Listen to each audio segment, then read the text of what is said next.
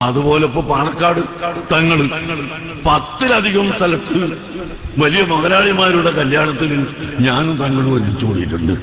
ഒരാൾ നിക്കാഹ്, ഒരാൾ ദ്വാരക്ക്.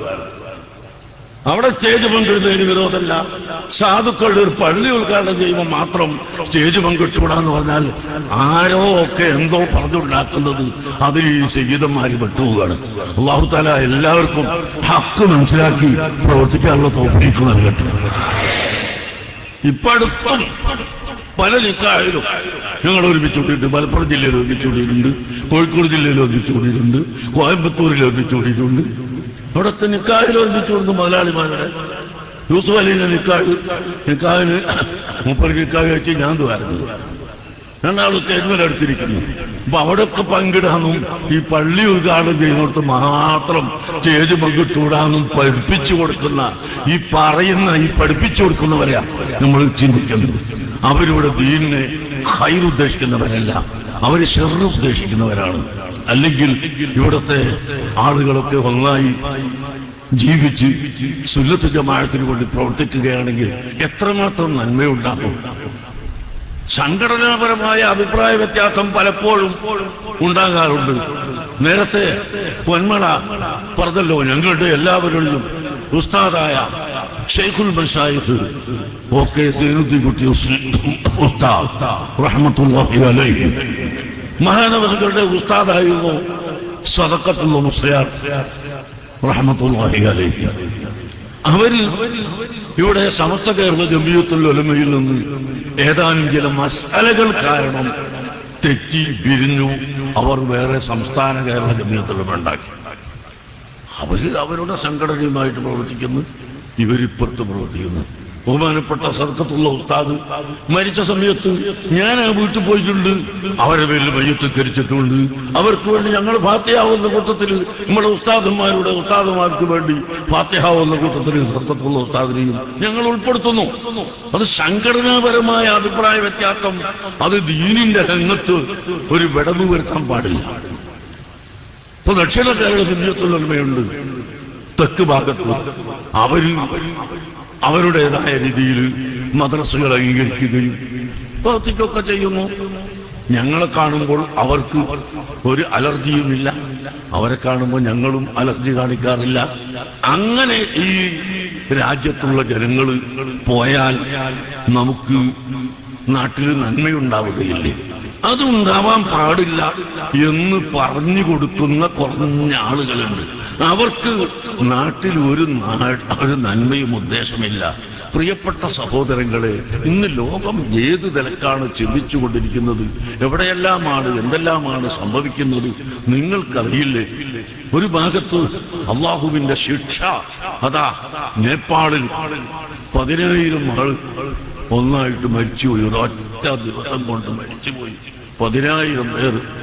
അവിടത്തേക്ക് ഞങ്ങൾ ഇന്നാൾ വഴികളിൽ നിന്ന് പിരിച്ചെടുത്ത കാശ് ഞാനും പൊന്മളയും കൂടി ഇപ്പോൾ മർക്കസിൽ വെച്ച് ആ നേപ്പാളുകാരനായ നൂർ മുഹമ്മദ് സാഹിബിനെ വരുത്തിയിട്ട് അദ്ദേഹത്തിന്റെ കയ്യിൽ കൊടുത്തു.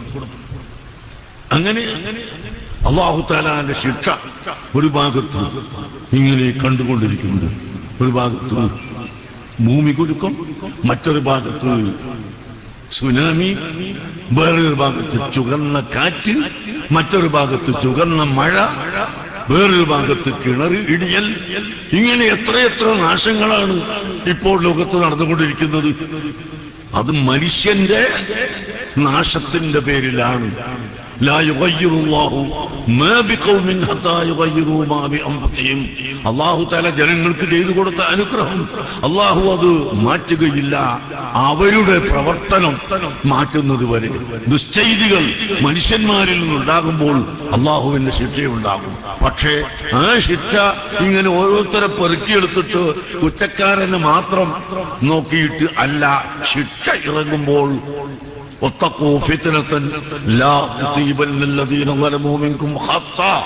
അക്രമികൾക്ക് മാത്രമല്ല, ഫിത്ന വരുമ്പോ ശിക്ഷ വരുമ്പോ അതെല്ലാവർക്കും ഒന്നായിട്ടാണ് വരിക.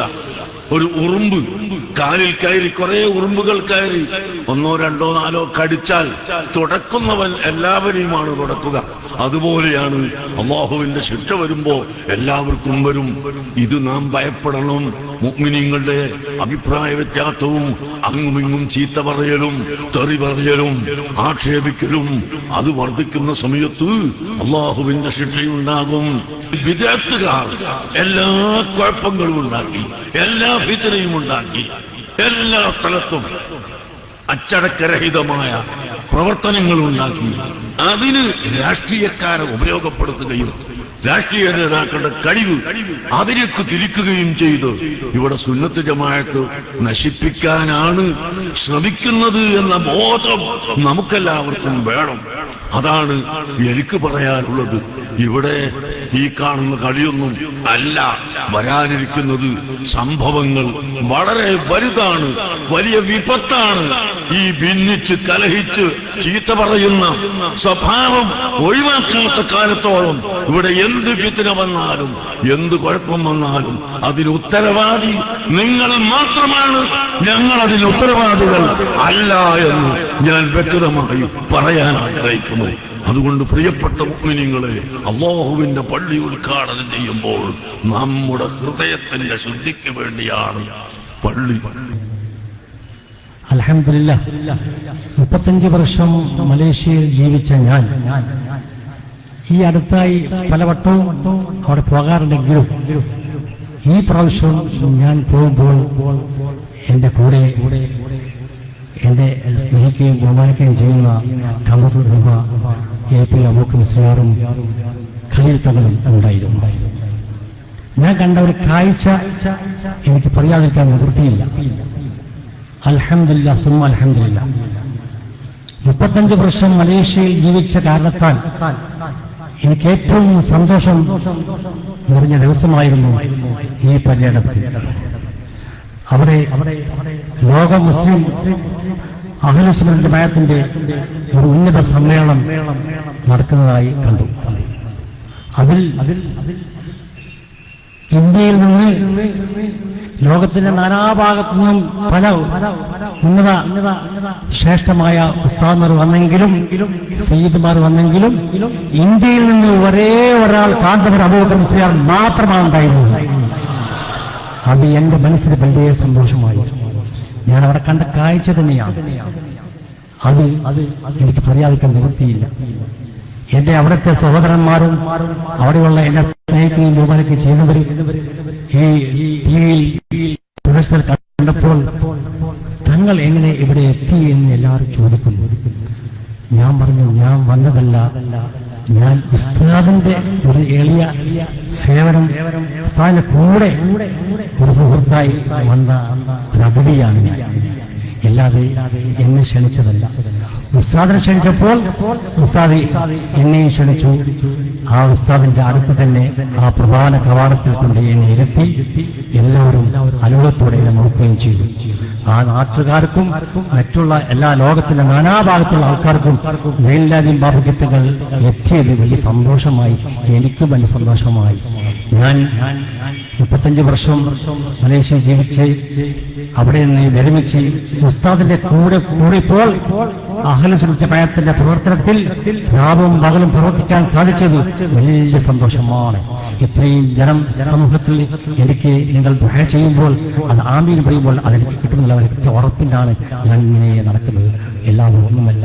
അല്ലാഹു തആല സയ്യിദ് റഹ്മാൻ ബാഫക്കി തങ്ങളെ മകനായി ഞാൻ ഒരാളെങ്കിലും ഉസ്താദിന്റെ കൂടെ ഉണ്ടല്ലോ എന്ന് ഓർത്തുകൊണ്ട് ഇൻഷാ അല്ലാഹ് എന്റെ അവസാനം വരെ ആരെന്ത് പറഞ്ഞാലും ഞാൻ ഒരു വകയിലും വകവെക്കാതെ ഉസ്താദിന്റെ കൂടെ തന്നെ ഞാൻ കൈയോർത്ത് പോയി ഇവർക്കൊന്ന് ഞാൻ ഓർമ്മിപ്പിക്കുന്നു.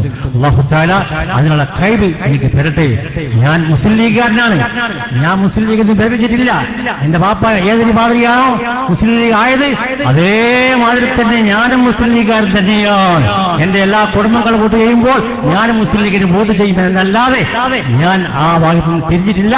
എങ്കിലും രണ്ട് ഭാഗം പിരിഞ്ഞപ്പോൾ എനിക്ക് വിശ്വാസം തോന്നിയത് AP അബൂബക്കർ മുസ്ലിയാരുടെ ആദ്യത്തിലുള്ള വിശ്വാസമാണ്. അതിനാണ് ഞാൻ അത് ചേർന്നത്. അല്ലാഹു തആല എനിക്ക് മരിക്കുന്നവരെ ആയുസ്സും ആഫിയത്തും ആരോഗ്യം ചെയ്ത് ഉസ്താദിന്റെ കൂടെ പ്രവർത്തിക്കാനും എല്ലാ സംഗതിയും പങ്കെടുക്കാനും ഉസ്താദിന്റെ എല്ലാ ആശീർവാദം കേൾക്കാനും അത് തൗഫീഖ് ചെയ്ത് തരട്ടെ എന്ന് പ്രാർത്ഥിച്ചുകൊണ്ട് ഞാൻ നിൽക്കുന്നു. അസ്സലാമു അലൈക്കും.